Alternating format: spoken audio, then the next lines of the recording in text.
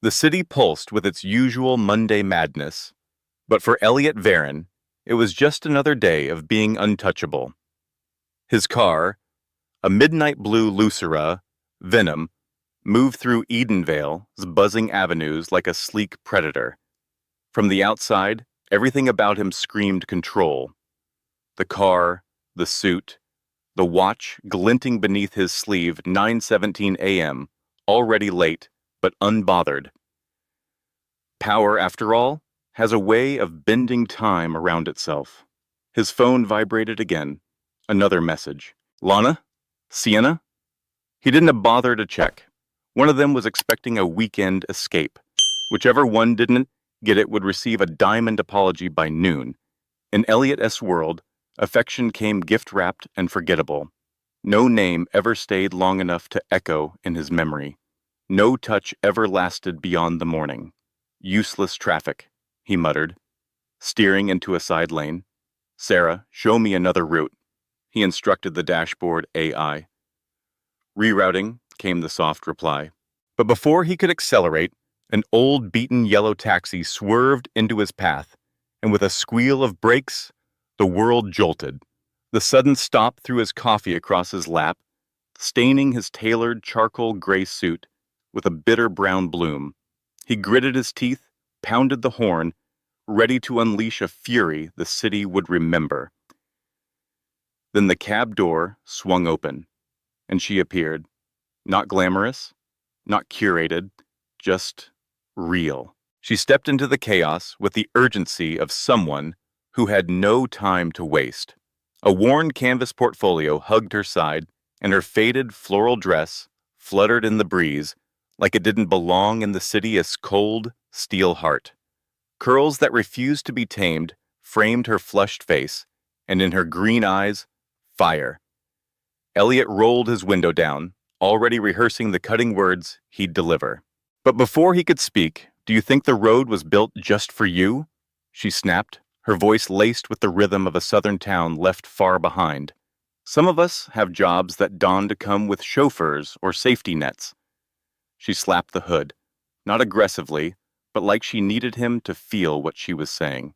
This little midlife crisis of yours? She gestured at his car. It doesn't give you the right to endanger people's lives. Elliot blinked. She wasn't starstruck. She wasn't impressed.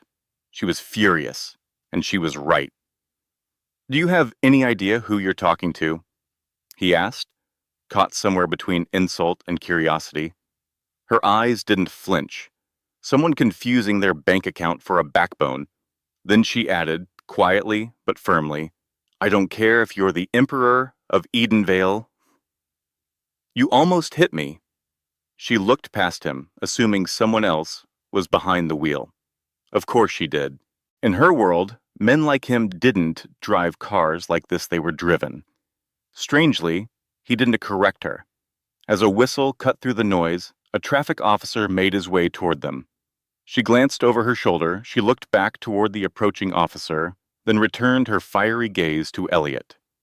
Great. Now I'm late for something that actually matters, she muttered. Without another word, she dug into her bag, pulled out a business card, and flicked it expertly through his open window. My dress is ruined. Someone's paying for it. Have your assistant call me. Before Elliot could even form a response, she turned and disappeared into the yellow cab, which coughed back into motion and melted into Edenvale's morning traffic. He stared at the card in his hand. Ray Whitmore, Children, S. Book, Illustrator. A watercolor rainbow arched quietly in the corner like it was drawn by a gentler version of her. He scoffed until he noticed a line scribbled on the back in messy handwriting. P.S. That car screams, midlife panic wrapped in overpriced metal. For the first time in longer than he could remember, Elliot Varyn, billionaire, boardroom tactician, and certified cynic, let out a real, unguarded laugh. Sir, came Sarah's calm voice from the dashboard, the board is inquiring about your estimated arrival. He slipped the card into his pocket. Tell them to start without me, he said, eyes still on the street. I have something more important to follow up on. Ray's cramped studio sat above Mrs. Namira's flower shop, where the air always smelled like a stubborn blend of jasmine and turpentine. Today, it also carried the bitter scent of frustration. She paced in circles, talking to her one-eyed rescue cat, Milo, who blinked at her from the corner of a paint-splattered drafting table. I missed the pitch meeting, Milo. Wonderland Publishing was my shot, and it all went up in tire smoke because I shared a cab like a responsible adult. Milo didn't answer. He rarely did. But his slow blink said he understood. Her phone buzzed. Unknown number. Bill collector? Publisher? She answered mid-motion, phone pressed between shoulder and cheek, while trying to dry the watercolors that had smeared during her frantic climb up the stairs. Hello? Is this Ray Whitmore? Asked a precise, professional woman on the other end. Yes. If this is about the payment plan, this is Lena Torres, executive assistant to Mr. Elliot Varon of Varon Tech. Ray froze mid-brushstroke. Who? There was an incident this morning involving you and Mr. Varon's vehicle. He'd like to make amends. And then it clicked. That car. That man. The silent arrogance behind the wheel. Wait, he wasn't the passenger? You're telling me he was the driver? She asked. Yes. Mr. Varon personally, Lena confirmed. Ray dropped into her stool like gravity had doubled. She'd told off Elliot Varon, the Elliot Varon, the reclusive tech genius, billionaire, headline magnate, and she'd accused him of overcompensating with his car. He'd like to meet you tomorrow at noon to discuss a resolution for the ruined dress and your missed appointment, Lena continued. I don't want his pity, Ray replied instinctively. He anticipated that. He's offering you a potential commission, instead a professional opportunity. That made her pause. Rent was coming. Clients Warranty Wonderland Publishing was a missed train she might not catch again. What kind of commission? She asked cautiously. He'll explain tomorrow. The car will pick you up at 11:30. I didn't agree to, and, Lena added smoothly, Mr. Varon also asked me to inform you. He looked up. He said, the assistant continued, her tone now tinged with something softer, and I quote, anyone who can make dragons look both fearsome and lovable is someone worth talking to. Ray couldn't help but her lips curved. She'd poured months of herself into those dragon sketches. Each scale, each grin, each glint in their eyes had meant something. Fine, she muttered. One meeting. But I am taking the subway. I am not climbing into whatever Batmobile he sends, as you prefer. Noon. Varon Tower, 57th, and Halden, Lena replied. The line went dead. Milo let out a questioning meow from across the room. I'm not falling for it, Ray assured him. I am just, hearing him out. The next day, Ray stepped off the elevator onto the 87th floor of Varon Tower, clutching her old leather portfolio like it was armor. Her navy blue dress, bought from a clearance rack and reserved for gallery openings, suddenly felt more like a school uniform at a black tie event. The receptionist, blonde, polished, and clearly bred in a higher tax bracket, looked her over with the subtle judgment of someone trained not to blink. Mr. Varon is expecting you, she said, as if the very idea offended her. Ray was led down a series of pristine corridors, each one colder and more expensive than the last, until they reached a vast office that could be housed her entire apartment complex twice over. Glass walls wrapped the room in skyline, making Edenvale look like a miniature model at his feet. Elliot stood with his back to her, hands folded, staring out at his empire. He turned. In the sunlight, he looked sharper than she remembered, like he'd been carved, not born. Crisp suit, dark hair, eyes the color of unsettled skies. Miss Whitmore, he greeted. Thank you for coming. Ray held her portfolio like a shield. Your assistant made it sound optional, but we both know it wasn't he. A flicker of amusement played on his lips. I always offer a choice. It helps people feel like they steering, even when they not. Comforting philosophy. It has worked for me. He gestured toward a white sofa that probably cost more than her entire college tuition. Please sit. Ray perched cautiously on the edge. Your assistant mentioned a commission. Straight to business, he said, lowering himself into a matching chair with the practiced ease of someone who owned the room. I like that. I need a children's book illustrated. She blinked. You what? My sister's twins are turning 5 next month. I want to give them something personal, something they'll never forget. So, hire someone famous. I'm sure you've got Mo Willems on speed dial. Retired. Emily Gravett doesn't return my calls. There are plenty of artists more established. He leaned forward, elbows resting on his knees. I don't want established. I want you. The air shifted. Ray's fingers tightened on her portfolio. I saw your work, he continued, voice steady. It has depth. Most children's books these days are sugar-coated or painfully educational. Yours are layered. They say more than they show. Her cheeks warmed. Thank you. But projects like this take months. In your timeline, I'll pay triple your rate, he said. And cover your ruined dress and missed meeting.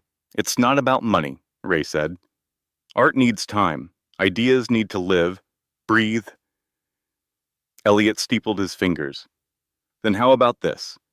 Work only for me for 1 month. Full creative freedom. $50,000. Ray nearly choked. $50,000? For a children's book? Elliot leaned back, expression calm. Not just the book. I run galas, charity events, product launches. They all need vision artistic presence. Consider yourself my creative consultant for 30 days. Why me? She asked, genuinely puzzled. You could hire a full agency. I could, he nodded, but agencies are safe. Expected. His gaze found hers again. You surprise me. Ray's breath caught. $50,000. That would erase her student loans. Maybe even buy her a tiny studio, one with real sunlight. She could stop waitressing night shifts just to make rent. But still, something in his voice made her wary, like he wasn't telling her everything. There's a catch, she said flatly. He smiled a slow, practiced curve. Just one, he said. While you're working with me, you'll also attend a few functions. Corporate events, charity dinners. You'll come as my partner. She stood up so fast, the couch creaked beneath her. Absolutely not. I'm not a prop. I'm not part of some billionaire PR campaign. It's not what you think, Elliot said quickly, rising too, the mask slipping just slightly. I don't need a model on my arm. I need someone who isn't afraid of me. Someone who will tell me when I'm being... He made a helpless gesture, a privileged ass. Ray stared at him. For a moment, behind all the polish and control, she saw something raw flicker in his expression. 30 days. $50,000. Clear terms. Zero assumptions, he said, now quieter. Ray hesitated. Every warning bell in her gut told her to walk away. But her bank account, her dreams, the peeling paint in her apartment, all whispered something else. I'll need to see the contract, she finally said. His smile turned into something satisfied. My lawyer's already on it. Less than an hour later, Ray sat across from her best friend Jules in their favorite little coffee shop, the Percolator, a mismatched haven of chipped mugs, cinnamon scones, and creaky bar stools. You were doing what? Jules nearly launched her latte across the table. It's business, Ray insisted, laying out the contract like it was legal evidence. Section 4.3. It clearly states the entire arrangement is performative. No blurred lines. Jules, a sharp-witted legal aid attorney with a natural mistrust of shiny things and charming men, scanned the pages with raised brows. "This is the most intense fake dating agreement I've ever seen," she muttered. "Listen to this physical contact, to be limited to hand-holding, brief embraces, and cheek kisses, unless situational context necessitates deeper authenticity. Are you serious? I told you he's thorough." "He is unhinged," Jules countered, "and dangerous. Don, do you know who he is? Elliot Varon burns through relationships faster than most people go through toothpaste. He dates actresses, models, and ghosts them without blinking. They call him the Varonator." "That's why it's perfect," Ray replied quietly. "It's not real, and I need this." Jules looked at her, really looked, and her expression softened. "Just promise me you'll keep your guard up." Ray nodded, but inside, her heart whispered a truth she didn't want to admit. She wasn't sure who she needed to guard against more, Elliot or herself. "He wants someone who doesn't care about his billions," Ray said firmly. 30 days. Then I walk away. No strings. No heartbreak." Across the cafe table, Jules gave her a long look over the rim of her latte. "The fact that you think you can fake date a billionaire for a month without catching feelings tells me you've watched too many bad rom-coms." "I hate rom-coms," Ray shot back. "You remember how I threw popcorn at the screen during the proposal? And yet here you are, starring in one."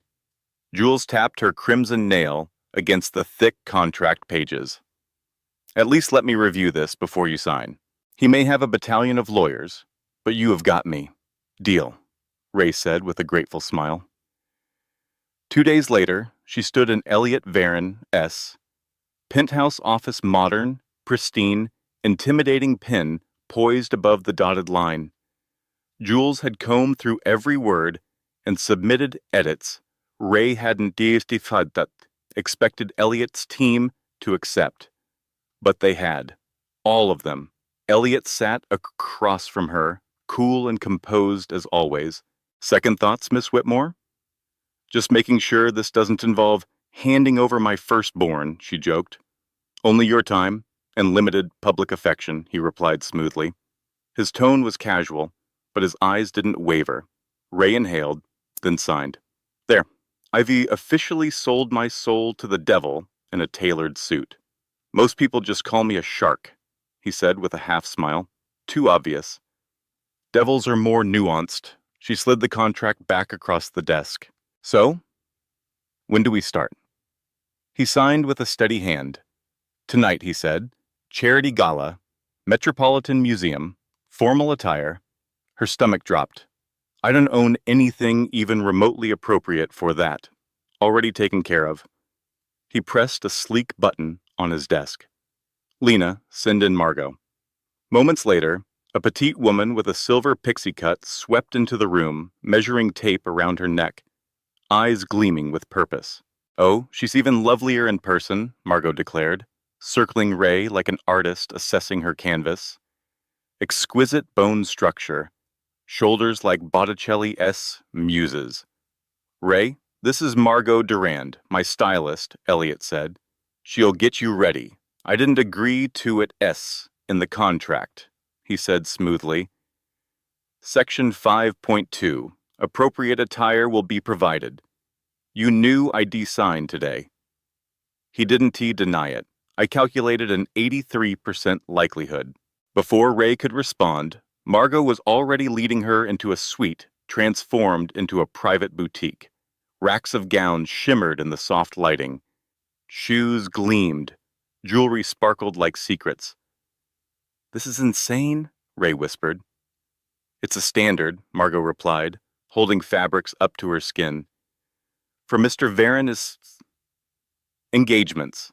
I am not his engagement. I am his consultant." Margot Isaya's smile said otherwise.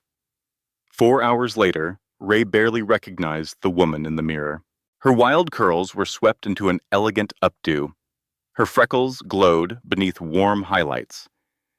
The gown, deep emerald silk, clung and flowed in perfect harmony. Elegant, not excessive, subtle, yet powerful. "Is it too much?" she asked softly. A voice behind her answered before she could turn. "It's perfect." Ray turned and froze. Elliot stood at the doorway, immaculate in a midnight black tuxedo that fit him like a second skin. For a brief, breathless moment, neither of them said anything. For the briefest of moments, something flickered behind Elliot's eyes. Was it admiration? Surprise? A kind of quiet awe? Before the practiced composure settled back into place. "You clean up nicely, Miss Whitmore," he said with cool understatement. "You sound surprised, merely appreciative." He offered his arm. "Shall we?" The elevator ride to the lobby was steeped in silence.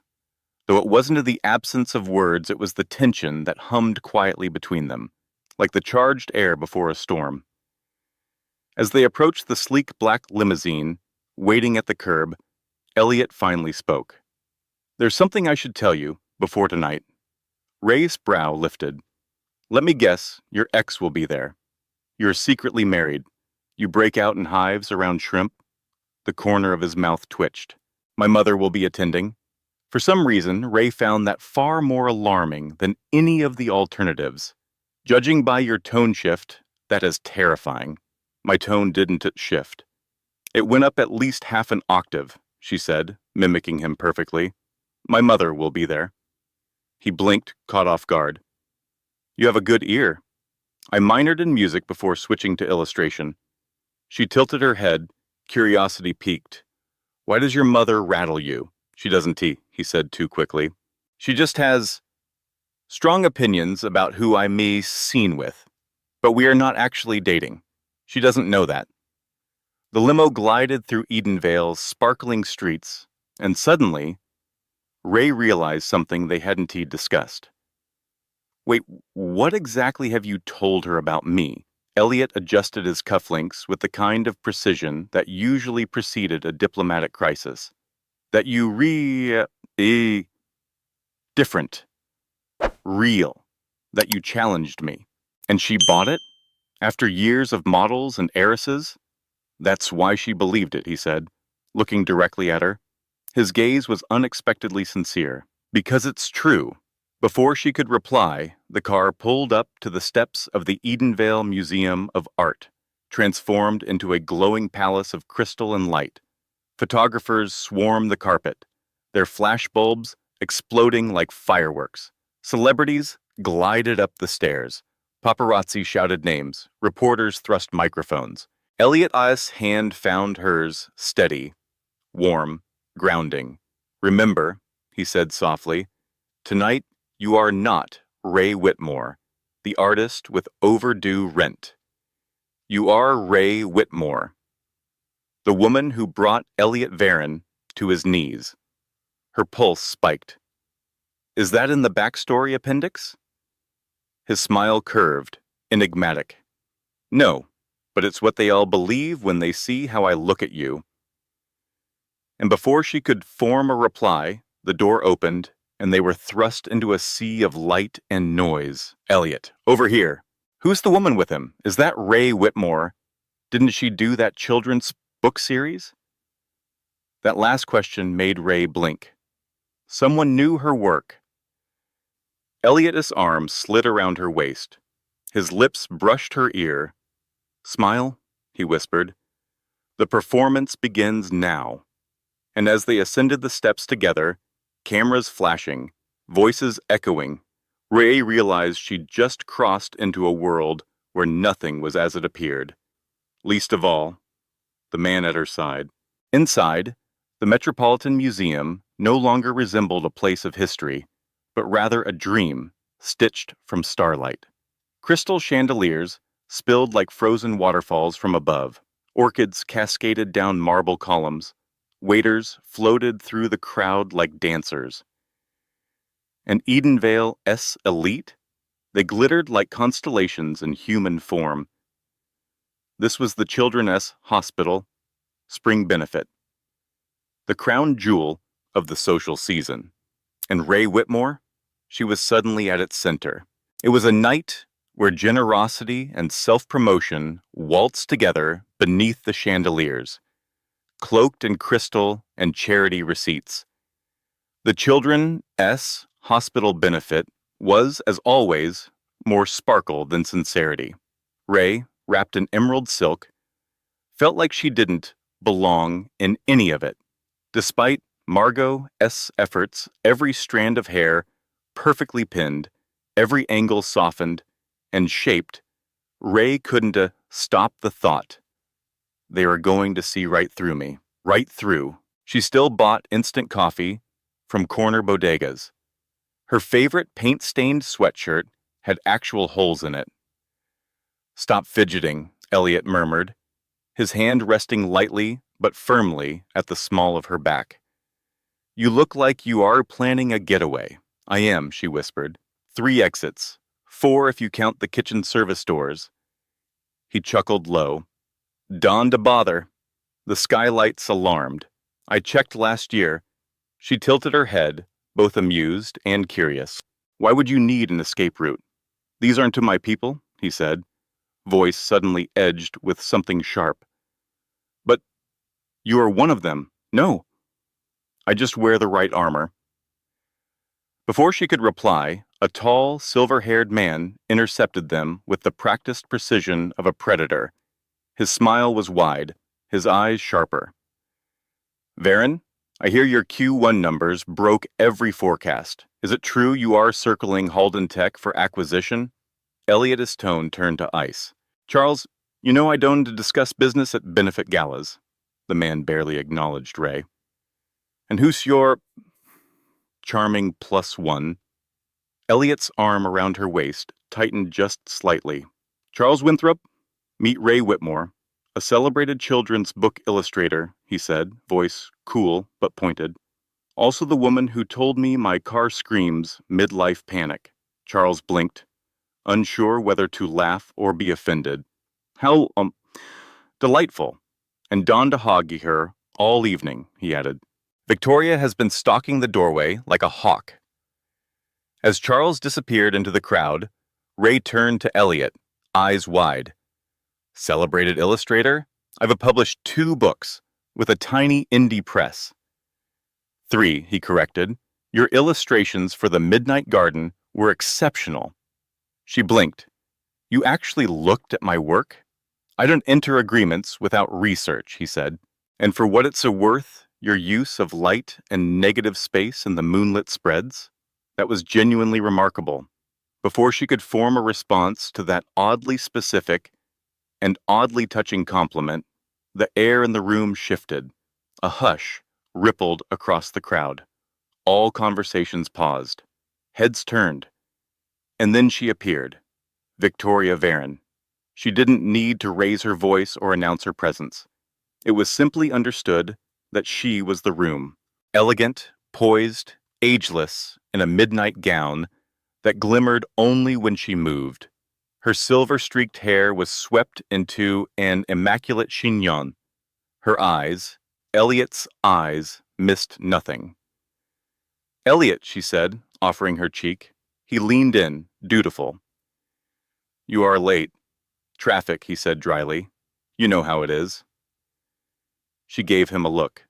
"You enjoy dramatic arrivals." Then her gaze settled on Ray Sharp, curious, polite, only in structure.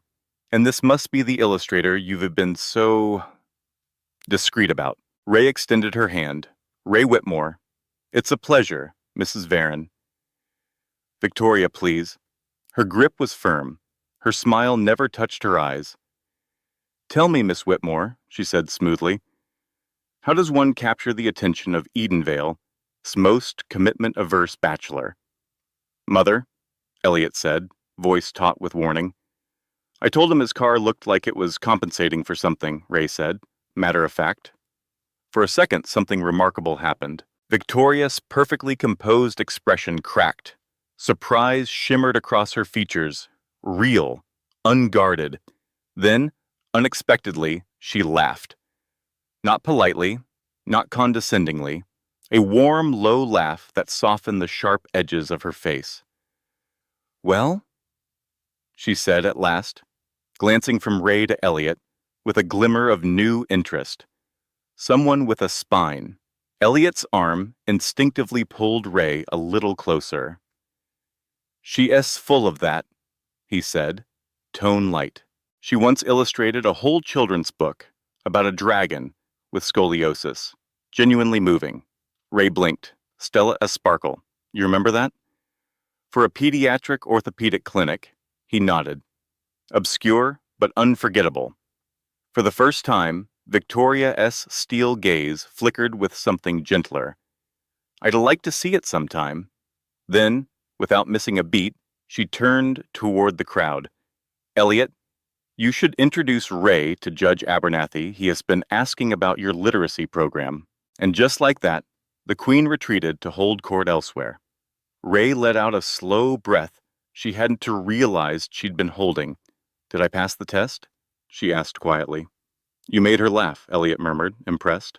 "I've seen diplomats fail that mission." The next hour passed in a whirlwind of names she couldn't remember, and handshakes that lasted too long. Waiters floated by with endless champagne. Everyone was networking in disguised deals, wrapped in small talk, ambitions dressed up in silk. Ray watched Elliot with increasing fascination. He was fluid, changing tones like a seasoned actor, warm with hospital staff, measured with CEOs, charming with potential donors, never flustered, always in control. Then, as the orchestra launched into a sweeping waltz, he turned to her. "Dance with me, I dawned to know how." He arched a brow. "Section 37, he reminded her. "Public displays of affection, including dancing, are permitted where appropriate. You really memorized the contract?" "I never sign anything I haven't memorized." Before she could protest further, he was leading her to the dance floor, one hand at her waist, the other taking hers gently, like a promise he didn't want to say aloud. He moved like someone who'd grown up being told grace was a requirement. She stumbled at first, then gradually let go, letting herself be guided, step by step, breath by breath. "You are better than you let on," he said as they passed a watching Victoria. "You're less unbearable than I expected," she replied. His smile faltered slightly, something raw flickered beneath his calm. "Dawn't let tonight fool you," he said quietly. "The tabloids call me the Verinator for a reason. So you do know about that. I know everything they say. And you don't care?" He tensed. "Caring is inefficient." She studied his face for a moment. "That's, honestly, one of the saddest things I've ever heard." Before he could respond, a voice coiled around them like perfume and poison. "Elliot, darling," a blonde in a crimson gown purred, her glass of champagne sloshing as she placed a manicured hand on his arm. Elliot's body stiffened instantly. "Sophia, I didn't know you were attending." "Daddy's donation doubled this year," she said with a sugar-coated shrug. Then, with a razor-sharp glance at Ray, "And who's this? Your assistant?" "No," Elliot said smoothly, his hand returning to racy waist with quiet authority. "This is Ray Whitmore, my girlfriend." Ray blinked. "Girlfriend. Sophia Huntington," he continued, voice cool. "We dated briefly last year. 3 months is hardly brief," Sophia replied, her smile brittle. "Though I suppose time moves differently when there's an NDA involved." "In your world, Elliot, time works differently," Sophia said, her voice honeyed with venom. "One moment it is sunsets in Santorini, the next it's a courier delivering breakup papers." Ray felt Elliot's posture go rigid beside her. So the rumors were true. Maybe this isn't the time Elliot began, voice low. Oh, I think it's exactly the time. Sophia cut in sharply, turning toward Ray. Her smile was ice-edged. Enjoy it while you can, sweetheart. The passion's great, sure, but the clock's already ticking. 30 days is his record, isn't it, Elliot? Her voice had risen just enough to draw attention. Heads began to turn. Even Victoria, across the room, was now making her way toward them, brows knit with concern. Ray Could stayed quiet. It wasn't a her fight. Elliot had clearly earned his reputation, but there was something needlessly cruel about Sophia. Is to performance a bitterness disguised as class. So Ray did what she did best. She reframed the story. Actually, Ray said calmly, lacing her fingers with Elliot S. We have been together for 2 months, quietly. Elliot wanted to be sure before introducing me to all this. Then she leaned in slightly, her voice lowered just enough for Sophia alone. And you are right about one thing, she whispered. The passion is phenomenal. Sophia's face flushed, a sharp, unnatural crimson. If you'll excuse us, Ray added, tugging Elliot gently by the hand, I could use some air. They slipped onto the terrace, into the cool breath of spring night. Elliot exhaled a slow, steady breath. Well, that was unexpected. Which part? Ray asked, glancing at him. The ambush or my improvisation? Both. He turned to study her, his expression unreadable but softer. You didn't have to do that. It's in the contract, she replied with a slight smile. Section 4.6, both parties will protect the other's reputation in public situations. He blinked, impressed. You memorized it. I never sign anything I haven't. The moment held. They stood in silence, shoulder to shoulder, the city glittering like spilled stardust beyond the museum gardens. Ray shivered, just slightly. Elliot didn't say a word. He just shrugged off his jacket and placed it gently over her shoulders. Thank you, she murmured, for the jacket and for remembering my work. Most people miss the details, he said, eyes on the skyline. I built an empire, noticing what others donned. Something in his tone, quiet, weighty, made Ray turn toward him. In that dim light, with Manhattan behind him, Elliot Varyn looked less like a billionaire and more like a man carrying things no one had ever asked about. Why do you do it? She asked softly. The 30-day endings. The detachment. He hesitated. His jaw worked once before he spoke. Efficiency, he said finally. Clean exits hurt less. That's not a reason. That is a strategy. It's the only one I have. He glanced at his watch. We should go? The charity auction starts in 10 minutes. Time to bid absurd money on average. Art gotta keep the tax gods happy. He extended his arm. As Ray took it, she realized 2 things with alarming clarity. First, beneath all that control, Elliot Varyn was far more fragile and far more human than she'd guessed. Second, she wasn't just pretending to care anymore. And that wasn't in any contract. 2 weeks into their arrangement, Ray found herself in unfamiliar territory. She enjoyed Elliot S. company. Since the gala, their public schedule had ballooned tech summits in Silicon Vale, art launches in Soho, and a weekend trip to Clifftide, where she met his sister Lauren and her exuberant 5-year-old twins, the very muses behind the Children S Book project. Between appearances and pretense, Ray found herself in the sun-drenched art studio Elliot had arranged for her on the top floor of his building. It became her refuge, a space of color, quiet, and honest creation. Today, she sat cross-legged on the hardwood floor, surrounded by sketches of a little purple dragon named Ember, who couldn't breathe fire but instead exhaled delicate, shimmering snowflakes. The twins had fallen in love with Ember the moment she introduced the character during their Hamptons visit. They insisted on hearing the unfinished story every night. That's not what dragons do, Uncle L, 5-year-old Mia, had declared with the confident authority only a child could wield. Who says? Elliot had asked, lifting her effortlessly onto his shoulders. Everyone knows dragons breathe fire, her twin brother, Luca, added. But what if one didn't? Ray had asked, her voice gentle. What if she breathed something only she could? Something beautiful, something different. The twins had gone quiet, visibly considering the possibility. Later that evening, Elliot's sister Lauren had pulled Ray aside, smiling. You did the impossible, she'd whispered. You got Elliot telling bedtime stories.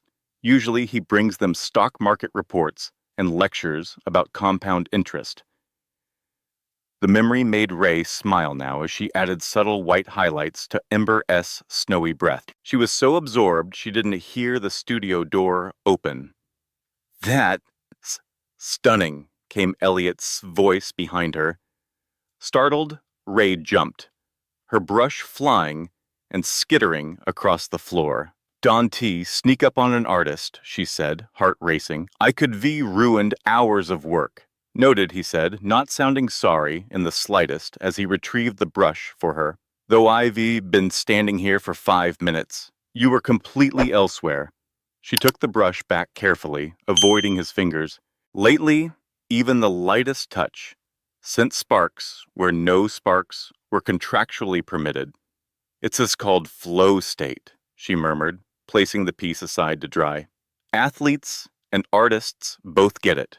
It's that moment where the world fades and all that's left is the work. Elliot didn't reply at first. Then he cleared his throat. There's been a change of plans for tonight. She raised a brow. Let me guess. The award ceremony got longer. Or now we re-wearing matching outfits and pretending we just got engaged? Actually, we were not going. He adjusted his cufflinks, a nervous habit Ray had begun to recognize.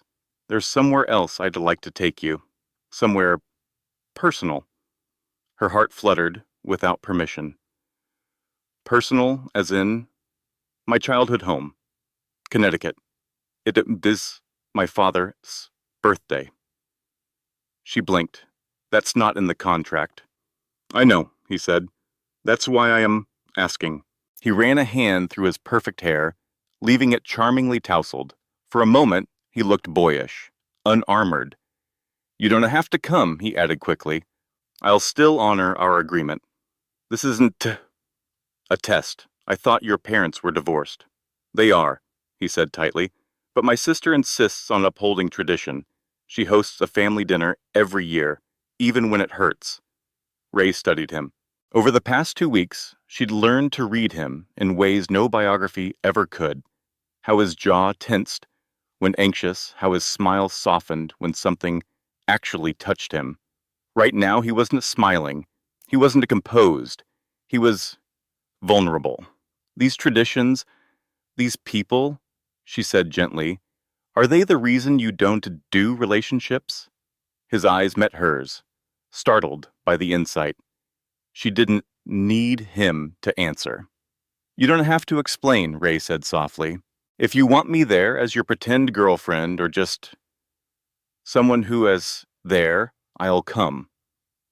Relief moved across Elliot's face like a wave finally reaching shore. Thank you, he said. We leave in an hour. No gowns, no tuxedos. It's informal. He turned to go, but Ray called after him. Elliot? He paused, hand on the doorframe. What kind of cake does your dad like? He blinked, caught off guard. What? It's his birthday, isn't it? There should be cake. For a beat, something flickered in his eyes, confusion. Maybe even sorrow, then warmth crept in, quiet and unexpected. Carrot cake, he said, with cream cheese frosting. Got it. Ray smiled. Good to know. As soon as he left, she was on the phone, placing a rush order at a bakery she knew in Connecticut, the kind that understood cake was sometimes more than just dessert. The Varon family estate sat on 10 sprawling acres of curated perfection in Greenhaven, a colonial mansion featured in architecture journals and preservation books. As Elliot's sleek car crunched up the gravel driveway, Ray gripped the bakery box like a lifeline. You grew up here? She asked, eyes widening at the stately columns and towering windows. It looks like a historical landmark. It felt like one, Elliot murmured. Admire, but dawn to touch. Observe, but never disturb. That was the theme of my childhood. Before she could respond, the front door burst open and Lauren appeared, waving enthusiastically, the twins trailing behind her like two ecstatic shadows. Uncle L! Ray! They yelled in unison, darting toward the car. Ray barely made it onto the walkway before she was enveloped in hugs, one clinging to each leg. Did you bring more dragon drawings? Luca demanded, eyes wide. Not today, Ray said, crouching down. But I am sketching a scene where Ember builds a castle out of snowflakes. Can we be in it? Mia asked eagerly. We'll see, Ray laughed. She hadn't thus expected to grow this fond of them, but their joy was magnetic. Lauren approached and embraced Ray warmly. Despite her softer features, the resemblance to Elliot was unmistakable. Thank God you came, Lauren whispered. Maybe you can help diffuse the walking tension bomb inside. Elliot's expression darkened. Mother S here? Arrived an hour ago. Dad's flight got delayed, so they've been circling each other like two apex predators. Perfect, Elliot muttered. Just the emotional minefield I wanted to toss Ray into. Too late now, Lauren said cheerfully, linking her arm with Ray S. Come on, I made sangria. Buckets of it. Inside, the house was even more intimidating. Cathedral ceilings, curated antiques, art that probably had its own insurance policies. Ray's designer jeans and soft sweater, both courtesy of Margot, suddenly felt like a paper shield. She tightened her grip on the cake box as they entered the drawing room. Victoria Varon was already there, dressed in icy elegance, swirling amber liquid in a crystal glass. Across from her sat a man with salt and pepper hair, a tailored jacket, and Elliot S. unmistakable presence. The prodigal returns, Victoria said dryly. And with Miss Whitmore, how charming, the man rose. His eyes were sharp, calculating, but there was curiosity in them, not judgment. So, he said, this is the illustrator who S. held my son S. attention longer than his usual 30-day countdown. I am Ray Whitmore, she said, offering a hand. Happy birthday, Mr. Varon. I brought cake. That stopped him. For a breath, he looked genuinely surprised, then touched. Well, that's thoughtful, said Edward, accepting the cake box. Unlike someone who thinks scotch is a suitable birthday gift. He cast a deliberate glance toward Victoria. A 30-year Malin is always suitable, she replied coolly. Unlike your 25-year-old assistant who sends birthday texts filled with emojis. Lauren let out an exaggerated sigh. And we are off. Sangria. Anyone? Sensing the rising chill in the room, the twins tugged at Ray S.'s hand. Can we show you our playroom? Mia pleaded. Relieved by the invitation, Ray passed the cake to Lawrence and let the children lead her upstairs, leaving Elliot behind to navigate the minefield of family diplomacy. The playroom looked like it had been lifted from a luxury toy catalog. Shelves overflowed with pristine puzzles, miniature vehicles, games, and plush animals that still bore price tags. Uncle Elliot gets us the best presents, Luca said proudly, climbing into a rideable Tesla. But he never plays, Mia added, quieter.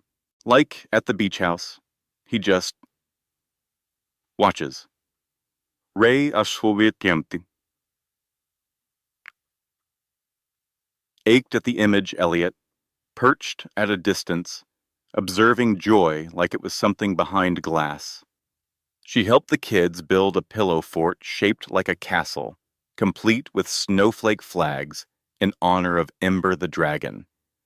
After they settled into a tea party with invisible guests, she excused herself to find a bathroom. Wandering through the upper hallway, Ray passed a door left slightly open. She paused. Inside was a bedroom frozen in time. Trophies lined the shelves, Academic medals glinted under dim light. MIT banners adorned the walls. Framed patents, hung like other teenagers, might hang band posters. And there, sitting on the edge of the bed, was Elliot. He didn't hear her at first. He was staring at a photograph in his hands, completely still. When Ray accidentally shifted her weight on the floor, he looked up, startled. "Sorry," she said quickly. "I was just looking for the bathroom." "2 doors down," he replied automatically, but didn't hide the photo. Something in his stillness made her pause. Then she stepped inside. "You okay?" "Family gatherings always bring out the best in people," he said with a half laugh. But it was hollow. The bitterness was in his voice, but not his eyes. Ray sat down beside him. She glanced at the photo. A young Edward Varon, beaming and proud, stood with an even younger Elliot, both holding a science fair trophy. Their smiles were identical. "What happened?" Ray asked gently. For a moment, she thought he wouldn't answer. Then softly, like pulling a thorn from a wound, "Success," he said. "My father built Varentech from nothing. Millionaire at 30, billionaire by 40, but somehow, it was never enough." He stared ahead, voice flat now. "The executive assistants my mother mentioned? They weren't rumors. The last one, Candace, 23, posted their affair on Instagram.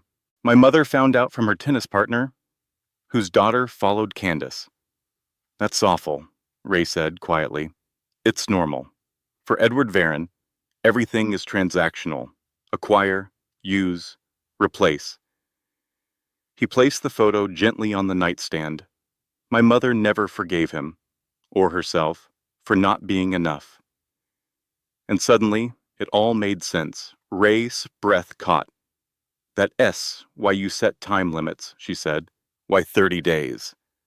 Elliot's eyes flicked to hers, sharp, guarded, but didn't he deny it? "You decided connection leads to pain, that everything beautiful has a built-in expiration." His mouth twitched. A smile, but it didn't reach his eyes. "Sound familiar?" The weight of it landed like a stone in her chest. Elliot wasn't just protecting himself. He was repeating the pattern, breaking things before they could break him. By setting limits, he had safeguarded himself from becoming the one who hurts or the one who gets hurt. Elliot Varon had designed his love life like a system. No risk, no chaos, no heart left unguarded. "That's why you use termination clauses," Ray whispered. "You're not heartless. You're scared." Something flickered in his eyes, anger, denial, pain, or maybe the raw terror of being seen for the first time. "You don't know what you were talking about," he said, the coldness in his voice slipping on like a shield. He stood. This was a mistake.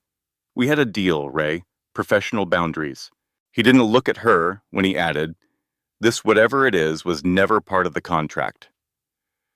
Before Ray could answer, Lauren appeared in the doorway, like an accidental lifeline. "Dinner's ready." And Dad's opened the 82 Bordeaux, which means things are about to get interesting. "You two coming?" Elliot's composure snapped back into place with unsettling speed. "Of course," he said smoothly. "Wouldn't miss it." As they followed Lauren downstairs, Ray felt something shift, something permanent. She had seen him without the mask. The child who had learned to control everything because he couldn't control what broke him. The man who built walls not to isolate himself, but to survive. And worst of all, she realized she cared, not out of pity, not out of obligation, but from somewhere frighteningly real and entirely outside their agreement. The final 2 weeks of their arrangement stretched out like a quiet battlefield. Every smile too rehearsed, every touch avoided with meticulous care, and every shared glance too loaded to carry safely. Despite the contract, despite the logic, despite everything Ray Whitmore was doing, the one thing forbidden in fake relationships, she was falling in love with the man who had made an art of leaving first. Day 30 arrived under a heavy sky. Dark clouds coiled above Manhattan, casting shadows over glass towers and hearts alike. Ray stood at the window of Elliot's penthouse, watching the city prepare for rain. 30 days. No more, no less. Just as the contract outlined. Since the birthday dinner, things had subtly, irrevocably shifted. Elliot had buried himself in work business meetings, travel, distance.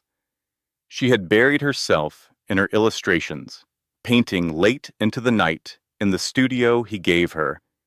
They moved around each other like celestial bodies pulled by something unseen, unable to collide.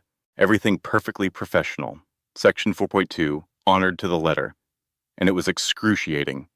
The final draft is done, Ray said quietly, sensing his presence before she saw him. He moved like a shadow, silent, deliberate. But after a month, she didn't need sound to know he was near. Her body knew. Her breath always changed when he was close.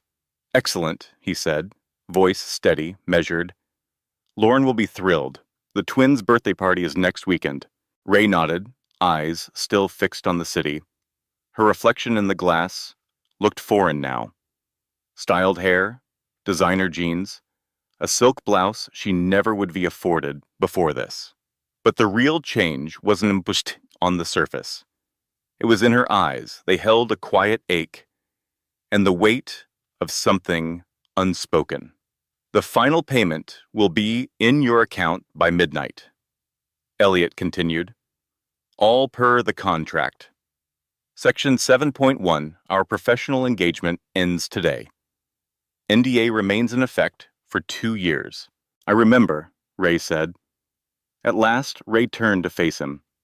I drafted the agreement. With Jules, she said quietly.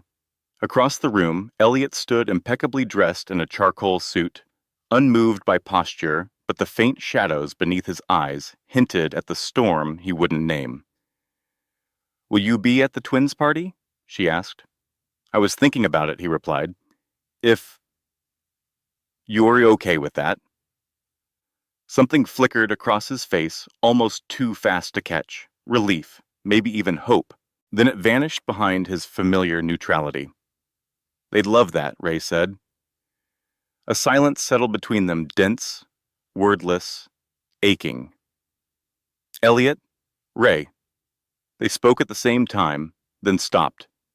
He gestured for her to continue. She took a breath. These past 30 days weren't what I expected. No, he said softly. They weren't. She waited, hoped for more. Something, anything. But he remained behind the wall he'd spent years perfecting, still unreachable. Well, she said, gathering her things and her courage. I should go. Places to be, rent to pay. Now that I may not billionaire adjacent anymore. The smile she tried to offer didn't land, and Elliot didn't return it. Ray. Even now, hearing her name and his voice stirred something raw and unwelcome inside her. The twins, he said, want to know if Ember the dragon ever learns to love her snowflakes. At the door, she paused. You'll have to read the book. He nodded, then added quietly. And what about the illustrator? Does she believe people can change? Ray turned back. Her heart thudded against her ribs. I don't think people change who they are at the core, she said, but sometimes they remember who they were meant to be. Their eyes met two people standing on opposite sides of something unnamed.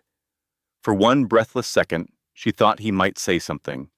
Close the distance, tear up the contract, rewrite the ending. Instead, he offered a single formal nod. Goodbye, Miss Whitmore. It's been enlightening. Ray didn't trust herself to speak again. She simply walked out. The soft click of the penthouse door echoed like the period at the end of a love story that never got to begin. 3 days later, Jules stood in Ray's kitchen, aggressively chopping carrots like they personally wronged her. He's an idiot, she declared. An emotionally constipated, contract-worshipping idiot with cheekbones carved by angels. Ray gave a faint smile from the couch, where she was pretending to sketch but had been staring at the same blank page for an hour.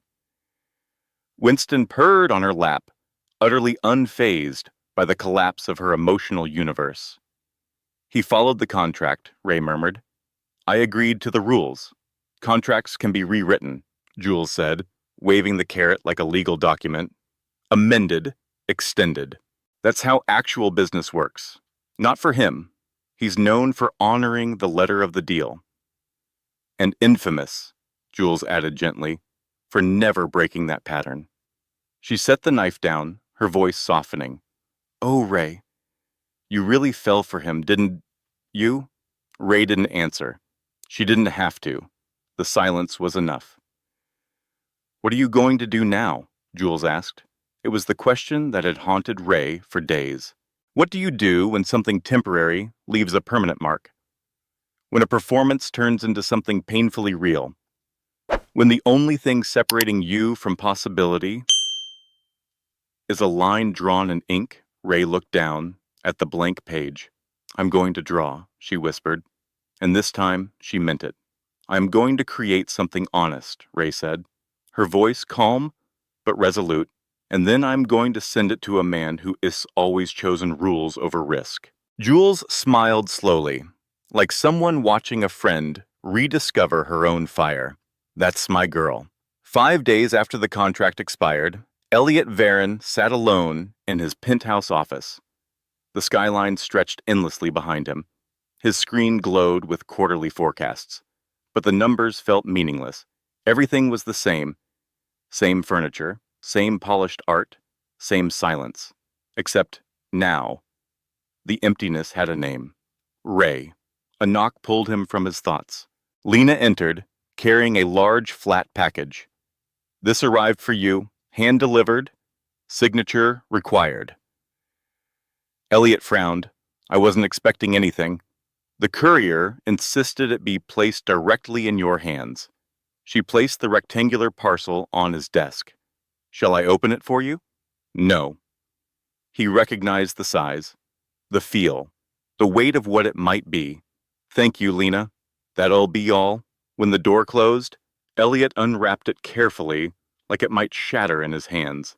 Inside was a single painting, not a page from the Children's book. This was something else entirely. He sucked in a breath. It was Ember, but not the cheerful dragon from bedtime stories. She stood at the edge of a cliff, majestic and fierce, her scales catching the fading light in hues of violet and midnight blue. Above her, other dragons flew, breathing fire, painting the sky with flames.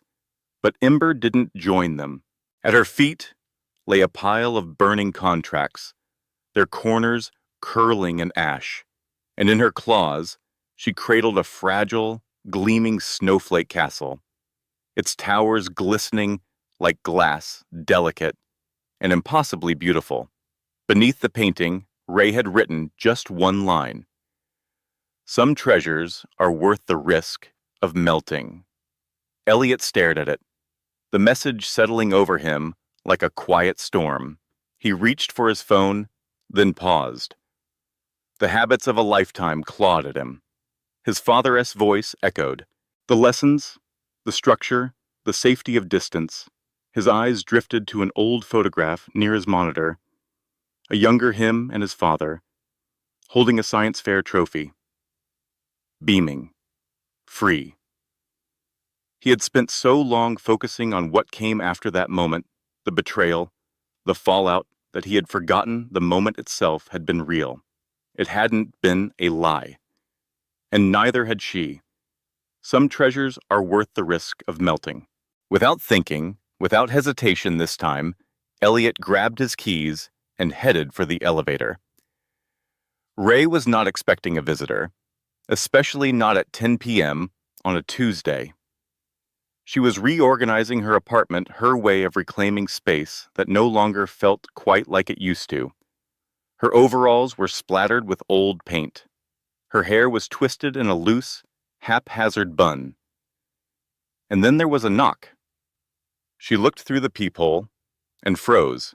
Elliot Varyn, the billionaire, the strategist, the man who'd rewritten her heart, standing in her dim hallway, beneath a flickering fluorescent light, looking wildly out of place, like someone who didn't care what he looked like, only that he'd made it there. She opened the door slowly. "If you are here about the painting," she said, her voice a little too steady, "I can invoice you separately." "I'm not here about the painting," he said.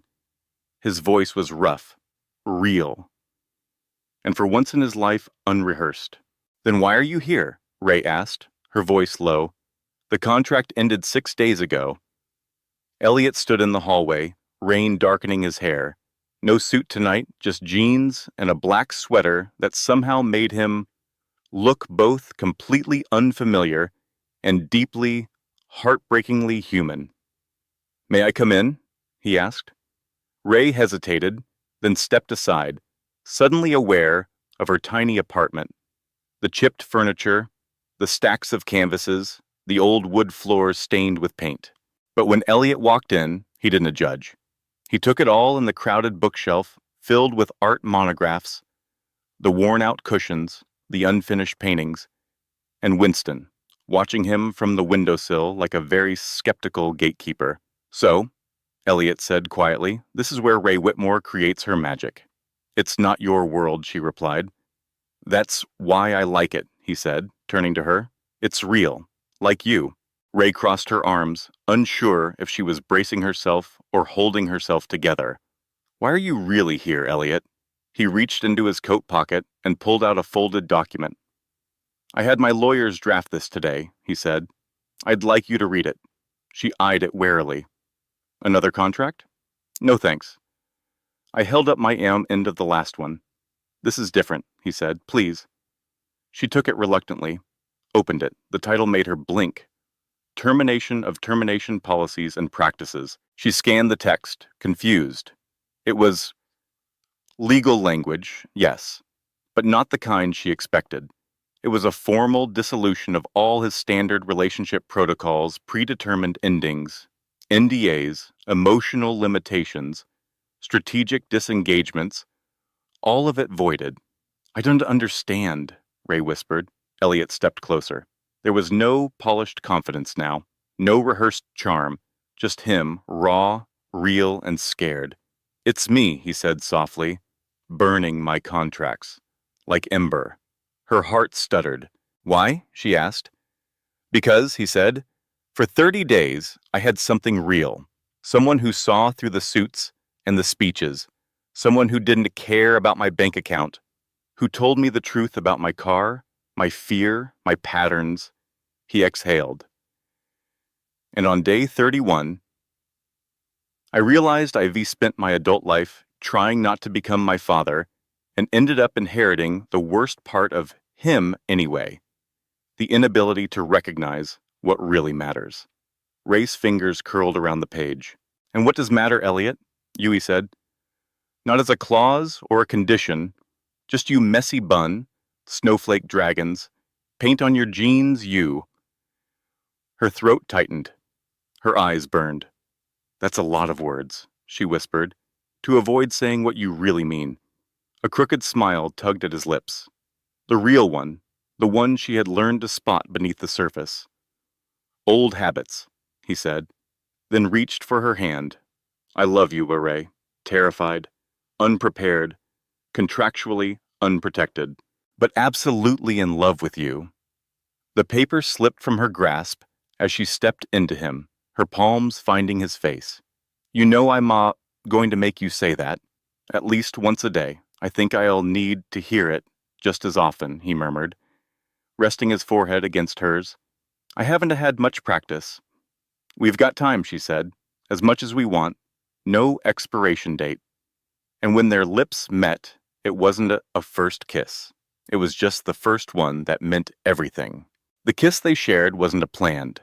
It wasn't tea for the press, or a social function, or anyone else's camera. It happened in a cluttered apartment, under flickering light, with a suspicious cat watching from the window. And it was real. No contract, no countdown. Just two people who had found something fragile, rare, and worth the risk of letting melt. 2 years later, "Daddy, again! One more time, please!" Lily Patel, 5 years old and full of bedtime defiance, clapped her hands and pointed to the well-loved copy of The Dragon Who Couldn't Breathe Fire. Elliot let out a mock groan, though his eyes sparkled with affection for his goddaughter. "That's the third time, Lily. Even dragons need sleep. One more," Ray said, settling onto the sofa beside them, her voice soft with laughter. "Then it's off to dreamland, young lady." It had become their weekend ritual dinners at Jules and Raj's apartment, followed by story time with Elliot, whose dramatic voices and wild expressions always had Lily in giggles. The book. The book had started everything. It was a surprise bestseller. It was the beginning of Ray S.'s career as a beloved children's author and illustrator, and it was, in many ways, the beginning of them. As Elliot read aloud, Ray leaned into his shoulder. Her fingers rested gently on her growing belly. A modest diamond glinted on her hand, not the kind of ring people expected Elliot Varyn to propose with no flashy center stones or PR-ready sparkle. Just a delicate, vintage band Ray had fallen in love with in a little shop window. Perfectly imperfect, like them. Their life wasn't what either had pictured. They split time between his penthouse and her renovated artist loft, between tech summits and gallery nights, between midnight painting sessions and spontaneous road trip, between logic and creativity, contracts and chaos. Even Victoria had surprised them all, becoming Ray S.'s fiercest advocate and occasional business manager. Edward was trying, in his own halting, stubborn way. He was present now, a grandfather in progress. The Varyn Foundation had shifted course to now funding arts education for children in underserved communities, with Ray leading programs that brought storybooks and paintbrushes to tiny hands across the country. Elliot still ran his empire, but his workdays were shorter. He called it his time for non-contractual obligations, date nights, game nights, Saturday mornings tangled in sheets, no forms to sign, just life. As he reached the end of the story, Elliot's voice softened, and Ember realized. He read, cradling Lily closer, his free hand reaching instinctively for Ray S. That being different wasn't something to fix, but something to share. He paused, eyes on the page.